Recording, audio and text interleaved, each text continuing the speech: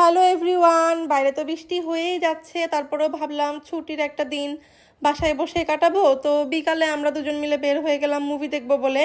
কারণ এই গত ঈদের মুভি আমরা কিছুই দেখিনি, ব্যস্ত ছিলাম অনেক বলে। আর তো আরেক ঈদ চলে আসছে, এই যে আমরা সিনেপ্লেক্সের কাছে পৌঁছে গিয়েছি।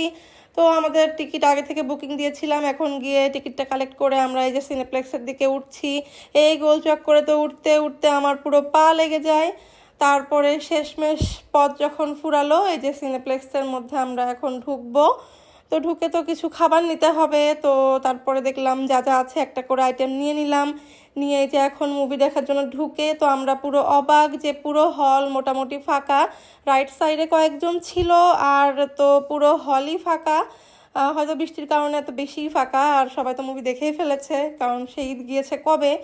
তো মুভিটা বেশ ভালোই ছিল, রোমান্স, অ্যাকশন, টুইস্ট, মোটামুটি অনেক ভালোই লেগেছে। তারপরে এই তো আমাদের মুভি শেষ, আমরা এখন বের হয়ে যাচ্ছি।